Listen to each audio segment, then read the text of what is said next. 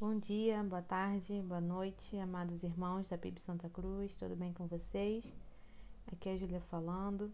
Estamos estudando o Evangelho de João na nossa revista da Escola Bíblica Dominical e é muito bom estar aqui novamente para poder compartilhar da palavra do nosso Senhor Jesus Cristo. Como é bom estar crescendo em conhecimento da palavra que é viva e eficaz. O nosso desejo enquanto professores é que vocês estejam crescendo espiritualmente, que vocês se dediquem ao estudo da palavra, à leitura diária, à oração, e assim nós ficamos cada vez mais parecidos com Cristo, né? Temos vivido tantos momentos de tantas atividades, uns têm mais, outros têm menos, mas nós precisamos priorizar a comunhão com o nosso Senhor Jesus Cristo, a nossa oração. Devemos cada vez mais buscarmos ser parecidos como Ele é e sondar cada vez mais o nosso coração para ficarmos à semelhança dele, porque sem Ele a gente não pode nada. E longe dele a gente fica tão feio, mesmo a gente cristãos. Se a gente não ouve a voz do mestre, se a gente se esfria, a gente fica muito feio. Nós não ficamos cristãos legais, não. Eu não costumo dar a palavra inicial, né? Assim, dessa forma, mas creio que fui orientada por Deus a falar, dar essas palavras iniciais. Vamos orar? Senhor, muito obrigada por esse momento que o Senhor nos permite estarmos estudando a Tua Palavra. Tem misericórdia da minha vida, Senhor, para que eu passe essas palavras, Senhor, esse ensinamento aos meus irmãos. E essa palavra também continue, Senhor, iluminando os meus caminhos, os meus passos, e que eu cumpra, Senhor Deus, o propósito para o qual fui criada, Senhor. Me ajuda com os meus erros, com as minhas falhas e abençoa os meus irmãos, Senhor, nesse momento que estaremos estudando juntos a Tua Palavra. Em nome de Jesus, amém. Vamos lá, estamos estudando, né, o Evangelho de João. Agora nós estamos na lição, que eu esqueci o número, mas está aparecendo aí na tela de vocês. E agora, nesse primeiro momento, a gente vai estar estudando os capítulos 15 e o 16 da nossa lição. Se não estou enganada, não estou com a revista aqui no lado agora. A gente está agora na lição 14. Isso, a lição 14 a gente vai estudar os versículos, capítulos 15 e 16. Desde o versículo 13, né, nós temos estudado que João, ele está apresentando, né, as últimas palavras de Jesus ali com seus discípulos. Jesus já não está mais com as multidões, está chegando a hora, o grande momento que ele irá passar pela cruz, né, por aqueles momentos ali. E ele agora, desde o versículo lá 13 que nós estudamos, o 13, o 14 na semana passada, Jesus está falando ali com seus discípulos, né, ali naquela proximidade. Em uma das aulas a gente até falou, né, o que nós vemos nos filmes, né, quando as pessoas estão nos seus últimos momentos de vida, né, que buscam tantas coisas para si mesmos, e Jesus aqui no seu último momento, ele ainda está dando um intensivo aos seus discípulos, né? E nesses versículos aqui, Jesus está preparando os seus discípulos, né, para por um momento, né, que Jesus irá morrer e ser glorificado. O ministério de Jesus está se encerrando, né? Aqui conforme nos mostra o Evangelho. E o versículo 1, nós temos aí no capítulo 15, Jesus dizendo: Eu sou a videira verdadeira e o meu pai é agricultor. Não sei se você já teve oportunidade de ver uma videira, mas se você nunca viu, não sabe que essa planta, né, não é tão comum aqui no Brasil como outras plantas que a gente vê aqui, mas era muito comum ali para a região. Jesus usava uma linguagem que as pessoas entendiam. A forma às vezes muda tudo, né? Jesus não dava só coisas muito superficiais. É claro que ele tinha um momento certo de falar cada coisa, mas Jesus era profundo em tudo que ele dizia, porém com uma linguagem simples. E Jesus aqui está usando a ilustração da videira. E eu já vi de perto, às vezes na casa de algumas pessoas, de uma pessoa específica, essa planta. E Jesus fala: Eu sou a videira verdadeira e meu pai é o agricultor. E ele fala: Eu sou, né? Como ele já fez em tantos capítulos anteriores, como ele já disse: Eu sou o pão da vida, a luz do mundo, a porta, o bom pastor, a ressurreição, a vida e outros.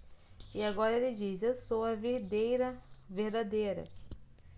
E aqui nós temos alguns personagens, né, nesse, nesses capítulos iniciais aqui de João, de, do capítulo 15. A parte da videira é porque a gente não está lendo o texto para a gente poder ganhar tempo, senão não vai dar tempo de ler todos os versículo por versículo como os irmãos estão acostumados, como a gente costuma fazer, só que hoje a gente tá sem tempo. Deixa eu abrir aqui o 17. Eu tô usando a versão NVI, tá? É o 16, volta lá. Pera aí, que eu tô abrindo aqui a Bíblia. Versículo, capítulo 15. Dá tempo de você abrir a Bíblia aí também, irmão. Abre a Bíblia aí. Então, do João 15, do 1 até o 8, Jesus está usando essa ilustração sobre a videira. E, como eu falei, né, que Jesus sempre usava uma linguagem que as pessoas entendiam. E é muito comum também a gente ver aqui, a gente quando olha o Antigo Testamento, a gente tem que sempre olhar que tudo está apontando para Jesus.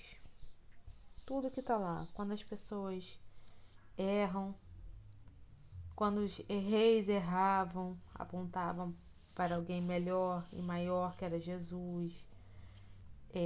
A nação de Israel, as leis, os profetas, tudo aponta para Jesus. Tudo.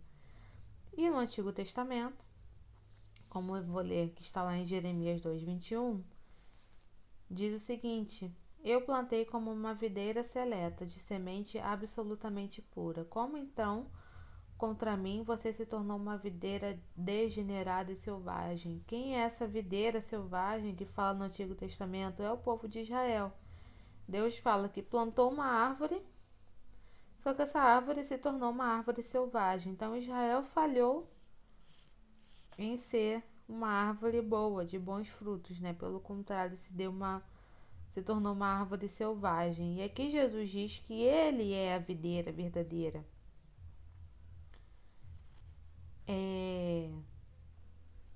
Justamente aponta, né, que o Antigo Testamento, o povo de Israel errou, mas aqui Jesus não erra, ele não falha. E quando Jesus fala sobre a videira e os ramos e o agricultor, como eu falei, tem personagens. Jesus é a videira, o agricultor é Deus, que ele é o responsável por cultivar essa planta. E quando a gente fala em cultivo, o que um agricultor faz? Quem aí já viu Globo Rural, né? Que passa domingo cedinho. Acho que passava dia de semana também na televisão. Era tão legal, né? Tão um pouco distante da nossa realidade aqui da cidade, né? Então, quem faz o agricultor? O agricultor cuida, poda, sabe qual é o adubo certo para usar, sabe o tempo de cortar, de podar, o tempo de deixar crescer, o tempo de molhar, se é com muito sol, se é com pouco sol. O agricultor, ele sabe de tudo isso. E aqui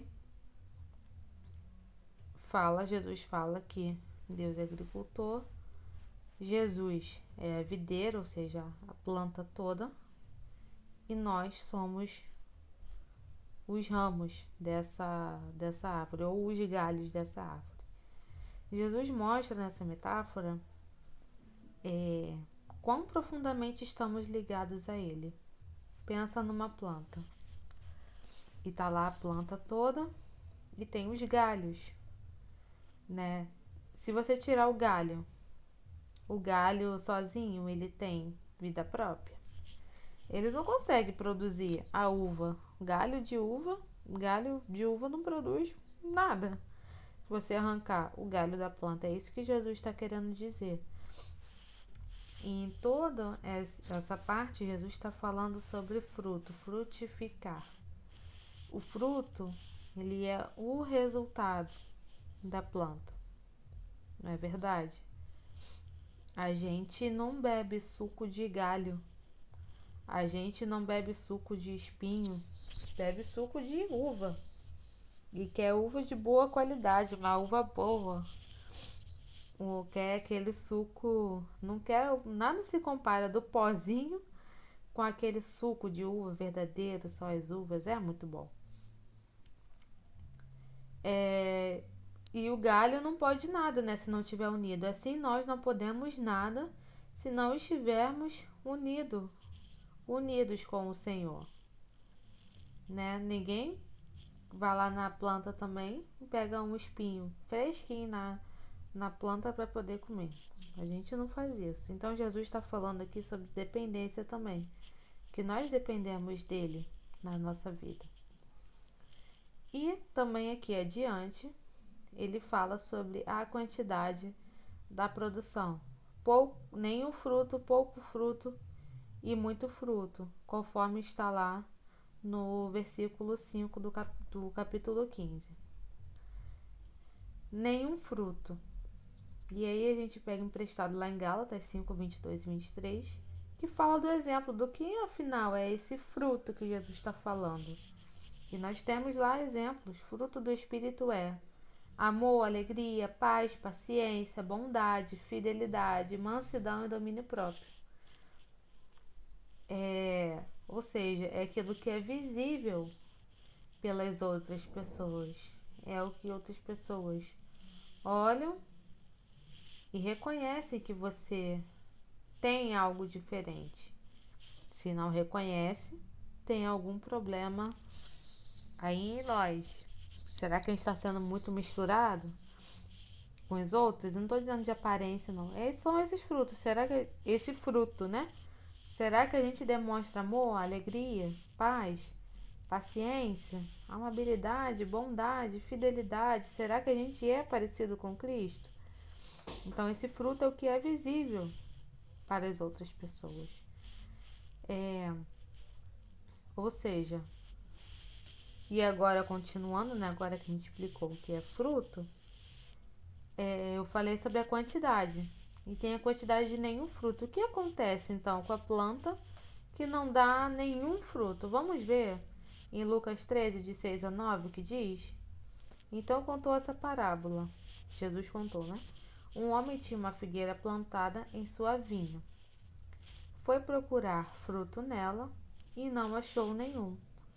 Por isso, disse ao que cuidava da vinha: já faz 3 anos que venho procurar fruto nessa figueira e não acho. Corte-a. Por que deixá-la inutilizar a terra?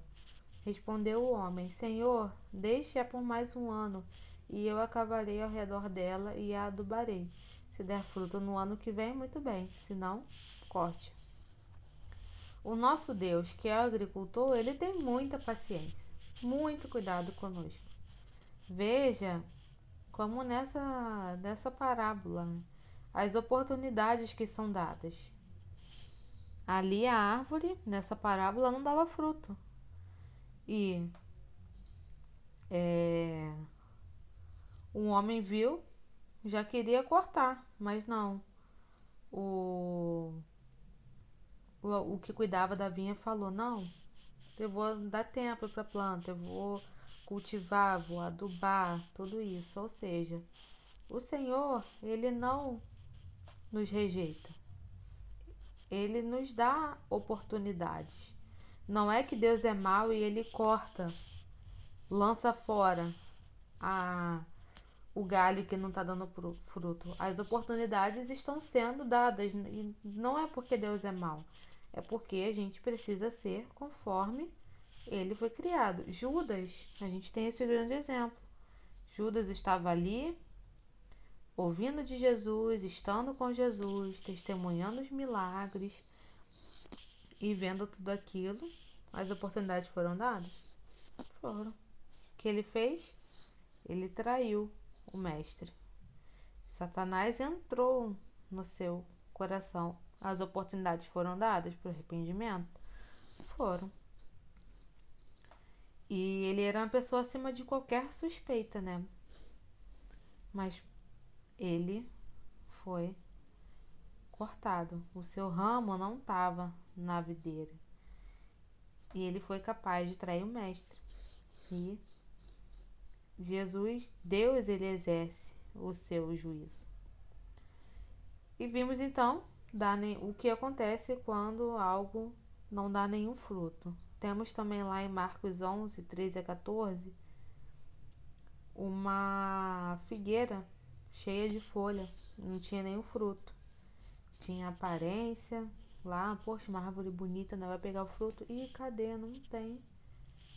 Então a gente vê que o Senhor, ele não está preocupado somente com a nossa aparência.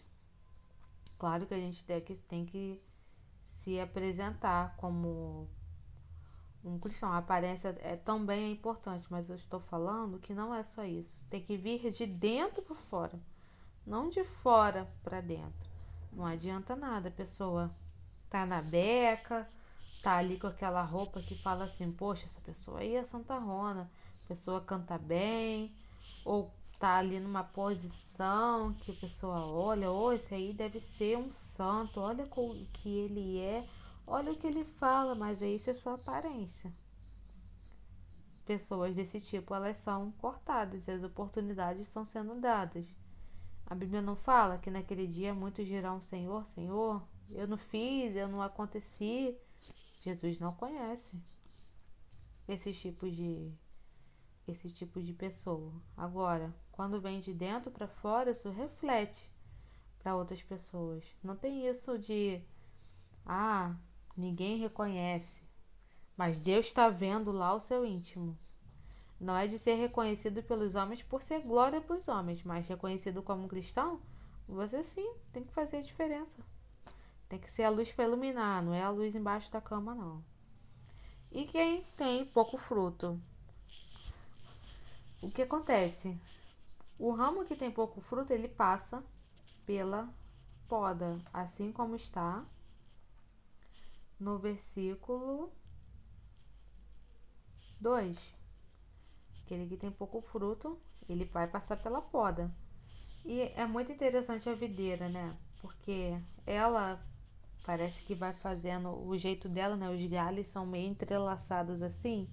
E em cima fica tipo uma laje, assim, pelo que eu vejo, né? Que eu me lembro. E pela foto que eu vi no Google também, que a gente dá um Google para te lembrar. Então a poda na questão da videira, ela é necessária para fazer com que a luz ela passe por dentro. Imagina uma laje. Se for uma laje toda fechadinha, não vai entrar luz. Se os galhos estiverem muito densos, imagina. Então precisa os galhos passarem por uma poda, uma limpeza, para a luz que está em cima ela entrar na planta. Vocês sabem o processo da fotossíntese. Então, esse processo da poda, imagina a planta, dói, machuca. Passar ali, passa a tesoura ali, tira as impurezas, dói, mas é uma coisa necessária e boa, porque vai dar fruto. o objetivo da poda não é a destruição, mas é fazer com que dê bastante uva. E assim é na nossa vida. Se a gente não for podado, o pecado ele atrapalha o nosso desenvolvimento. Por quê? A gente fica denso e a luz, que é o nosso Senhor, não vai entrar na nossa vida. Como eu falei, a poda dói, mas o objetivo da poda não é destruir a planta, mas é deixá-la como ela foi criada para ser. O que traz a destruição, sim, é o pecado, como diz Romanos 6:23. Pois o salário do pecado é a morte, mas o dom gratuito de Deus é a vida eterna em Cristo Jesus, o nosso Senhor. Então, quando a gente passa por um processo que, que dói, que machuca, vamos perguntar ao Senhor o que Ele requer de nós. Ele está nos podando para que a gente frutifique, dê mais fruto. Tá com um pouquinho, Jesus vai lá, coloca mais um pouquinho de adubo. O agricultor, né, que é Deus, dá uma poda, uma limpeza, e assim a gente vai no nosso processo de santificação. E muito fruto, né? Falamos de nenhum, pouco e muito fruto. Após a poda, o cristão que está unido com Cristo vai fazer bastante fruto. O segredo para continuar produzindo fruto é permanecer em Cristo. Permanecer é um verbo que indica ação, continuidade. Nos 11 versículos iniciais, Jesus fala a palavra permanecer 10 vezes. A vida, a força, o vigor, a beleza e a fertilidade do ramo estão em sua permanência no tronco. Em nós mesmos, irmãos, não temos vida, nem força e nem poder espiritual. Nós somos muito fraquinhos, irmão. Por nós mesmos somos, mas nosso espírito tem que estar renovado e revestido cada vez mais no nosso Senhor. No versículo 5, Jesus diz que sem Ele nós não podemos fazer nada. Permanecer em Cristo não é uma opção, é uma ordem. Quem permanece em Cristo pode experimentar do amor de Deus fluindo em sua vida. Como diz o versículo 9: Como o Pai me amou, assim eu os amei. Permaneçam no meu amor. Quem permanece em Cristo também tem a sua oração respondida. Como diz o versículo 7: Se vocês permanecerem em mim e minhas palavras permanecerem em vocês, pedirão o que quiserem e lhes será concedido. Quem permanece, a sua oração é direcionada àquilo que é a vontade de Deus. Se a gente entende que Deus ama as pessoas, a gente não vai orar pela destruição de uma pessoa, a gente ora pela destruição do mal, né, do pecado, mas a gente não tem oração de inveja boa, oração para destruir alguém. Não, a nossa oração tem que estar alinhada com aquilo que é a vontade de Deus, com aquilo que Jesus nos ensinou. Então, quem permanece tem a sua oração respondida. E a gente reflete aqui, né? Qual é o objetivo, então, de dar muitos frutos? Será que dar muitos frutos é para ser famoso? Né? Olha quantas pessoas ele testemunhou, olha como ele é agora, depois que conheceu a Cristo, assim, é para trazer glória para a pessoa? Não. A resposta está no versículo 8. Quando vocês produzem muitos frutos, trazem grande glória a meu Pai e demonstram que são meus discípulos de verdade. Quem permanece em Cristo também é cheio de alegria, como diz o versículo 11. Eu lhes disse essas coisas para que fiquem repletos da minha alegria. Sim, sua alegria transbordará. Então Jesus começa aqui a falar sobre a videira, ramos, permanecer. Isso aí a gente tem que gravar, permanecer. Até escreve no seu caderninho aí. Eu tenho essa palavra escrita na minha geladeira, para eu não esquecer nunca de que devemos permanecer. E agora, nos versículos 12 a 17, Jesus usa outro tipo de imagem para enfatizar o relacionamento com seus discípulos. Embora seus discípulos continuem sendo servos, né? Nós somos servos de Jesus. Ele passa a chamá-los de amigos. A evidência dessa amizade é o amor e a obediência. E o propósito dessa amizade é a abundância de frutos. O versículo 15 e 16 diz o seguinte: Já não chamo servos, porque o servo não sabe o que o seu senhor faz. Em vez disso, eu os tenho chamado amigos, porque tudo o que eu ouvi de meu Pai, eu lhes tornei conhecido. Vocês não me escolheram, mas eu os escolhi para irem darem fruto, fruto que permaneça, a fim de que o Pai conceda o que pedirem em meu nome. Um servo realmente não sabe as intenções do patrão. Ele só obedece o que foi pedido.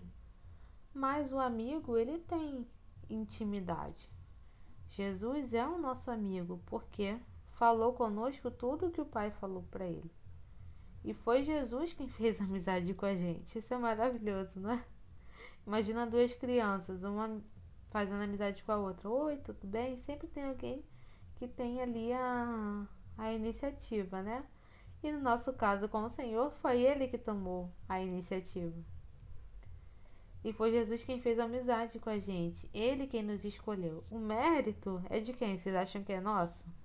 Não, eu escolhi a Jesus. Não, o mérito é dele.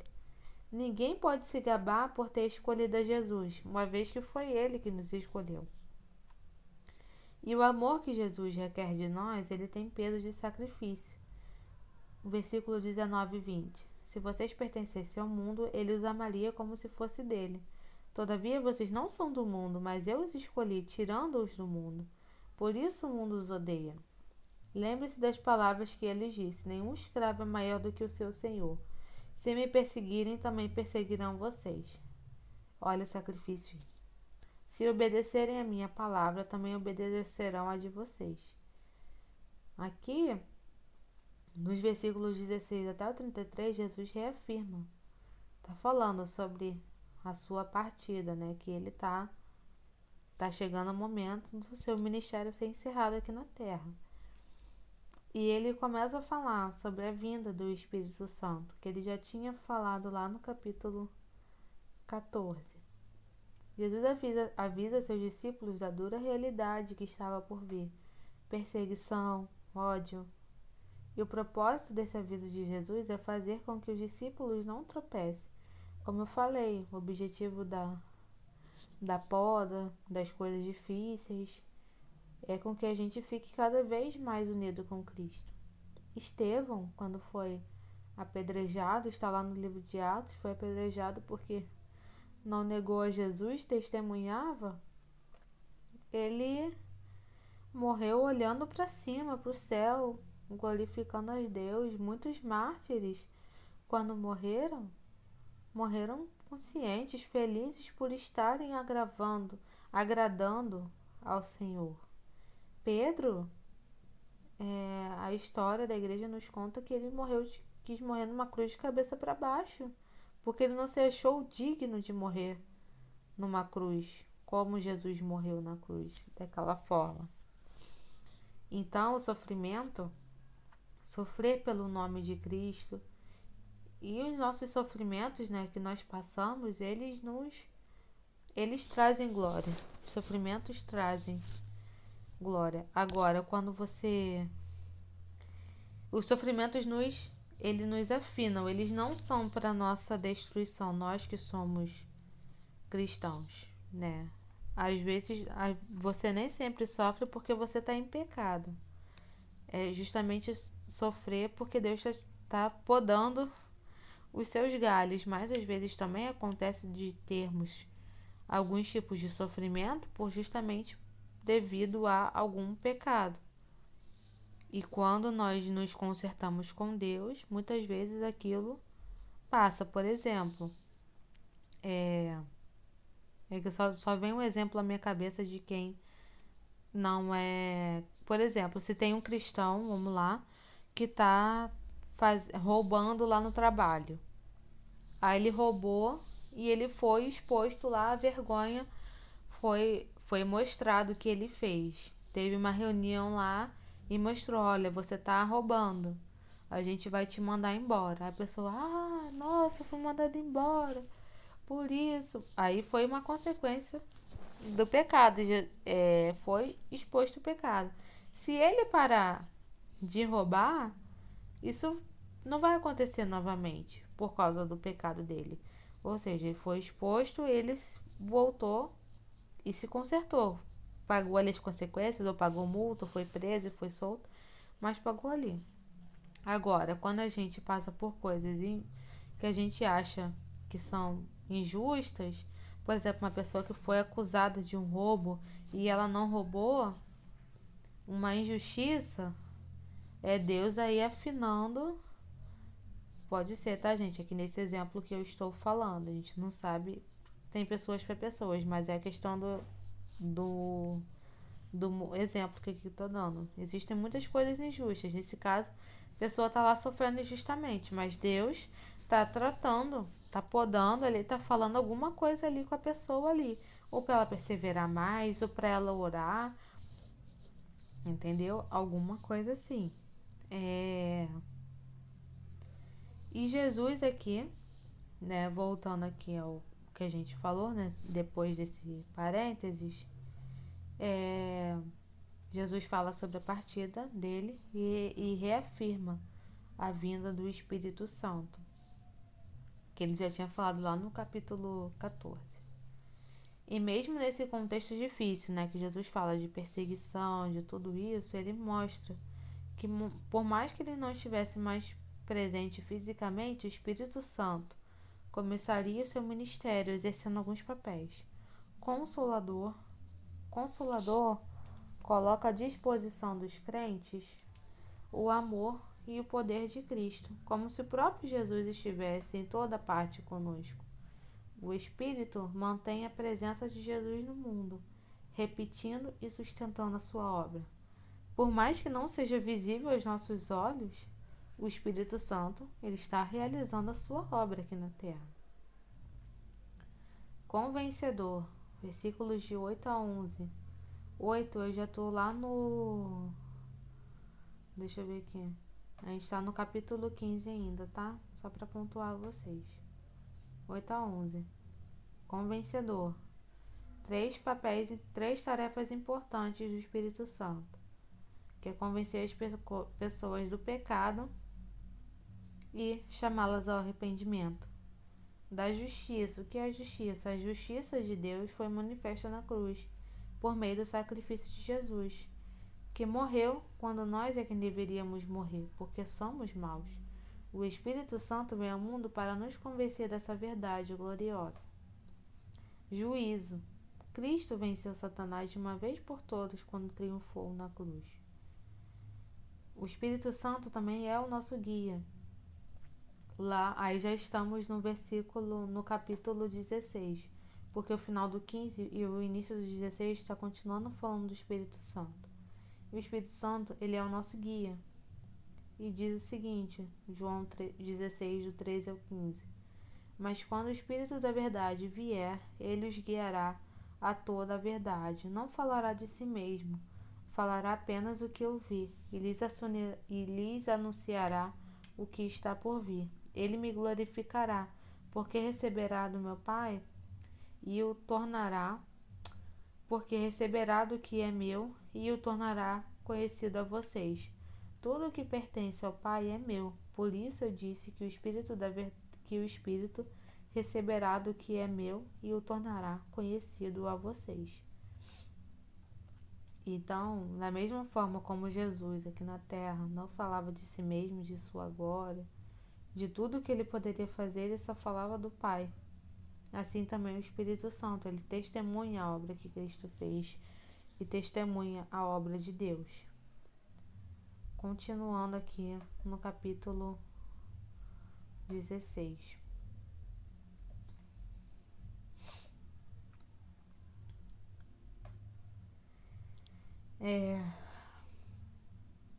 Vamos lá.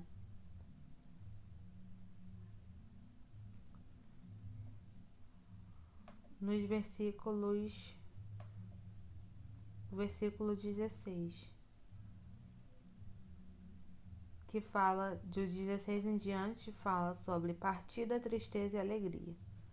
E a gente, mais uma vez, percebe que está chegando o momento que Jesus está para ser morto. E o discurso vai ficando mais difícil, mais denso. Os discípulos tristes, Jesus dando ali mensagem para eles e eles ali tristes. Imagina, né? Os discípulos 3 anos com Jesus, passando aqui na terra, tudo isso, testemunhando tantas coisas. E Jesus os tranquiliza, dizendo que essa separação seria por pouco tempo, como diz o versículo 16. Mais um pouco e já não me verão, um pouco mais e me verão de novo. Ao terceiro dia, ele iria ressuscitar, e é isso que significa, e os discípulos não entenderam aquela hora. Mais um pouco e já não me verão, ou seja, mais um pouco e eu vou morrer. Um pouco mais e me verão de novo. Ou seja, fala da ressurreição de Cristo. E isso é para nós também, né? Imagina eles ali, mais um pouco não me verão na morte. Mas também se aplica mais um pouco e não me verão quando Jesus subiu aos céus e quando ele foi ressuscitado. Mais um pouco não me verão, mas daqui a pouco verão novamente, que é a segunda vinda de Cristo. Então tem essas duas aplicações. Mais um pouco, irmãos, e a gente vai ver Cristo vindo. E isso é motivo de grande esperança, né? Jesus está tranquilizando o coração dos discípulos. Versículo 20 do 16. Digo-lhes certamente, vocês chorarão e se lamentarão, mas o mundo se alegrará. Por que o mundo vai se alegrar quando os discípulos vão chorar? Né? A gente pensa, aí continua dizendo, vocês se entristecerão, mas a tristeza de vocês se transformará em alegria. Aqui, irmãos, quer dizer que o mundo, a gente pode entender, né? Que o mundo ele se alegraria com a morte de Jesus. Mesmo tendo experimentado seus milagres, o povo não pediu Barrabás e mandou prender Jesus, né? Desejou ver Jesus preso e morto. Então, certamente vocês chorarão, discípulos chorando porque Jesus foi crucificado e o mundo se alegrando lá com Jesus morto. Vocês se entristecerão. Jesus quer dizer que a nossa tristeza vai se transformar em alegria na segunda vinda. A gente teve tristeza ali e a gente até se entristece, né? Lendo, né, os capítulos da morte, da ressurreição, imaginando da morte, tudo que Jesus passou no meio e no seu lugar, mas se transformar em alegria na segunda vinda. Como diz lá em Apocalipse 21, 7 e 8, fala, né, que umas pessoas vão estar em festa quando Jesus voltar e outras em choro. Uns não vão ter a segunda morte, outros vão ter a segunda morte, que é a morte eterna. E nas suas palavras finais, Jesus está usando cada vez mais palavras mais claras e diretas. E os discípulos falam assim, agora a gente está entendendo. E é interessante que Jesus não dá parabéns, mas Jesus dá uma palavra dura, que eles iriam abandonar a Jesus no momento difícil. Olha só, né? Imagina essa palavra. Mesmo com a advertência, tudo se cumpriu conforme Jesus falou. E no versículo 33, Jesus disse: Nesse mundo vocês terão aflições, contudo tenham ânimo, eu venci o mundo. A advertência de Jesus tem o objetivo de nos trazer a paz. Essa mensagem é também para nós hoje. Como ele sofreu, ele teve aflições aqui na terra, mas ele venceu. E a gente vai vencer também, embora nosso sofrimento não se compare com o dele. Como diz Romanos 8, 17 e 18. Se somos filhos, então somos herdeiros, herdeiros de Deus e co-herdeiros com Cristo.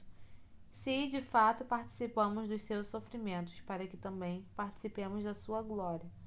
Considero que os sofrimentos atuais não podem ser comparados com a glória que será revelada. Então aqui, essa palavra para nós hoje. Tá doendo? Tá sofrendo? Não se compara com a glória que será revelada. E por mais que nós estejamos passando pelo princípio de dores, e a gente vê dores e mais dores e mais dores, o Senhor está conosco, através do Espírito Santo. O Espírito Santo, ele está fazendo a obra. E o que nós estamos passando não se compara àquilo que está chegando. E assim terminamos a lição 14. E fiquem atentos às novidades que vamos lançar aqui no grupo da classe nessa semana. Fiquem com Deus e tenhamos uma semana abençoada. Amém.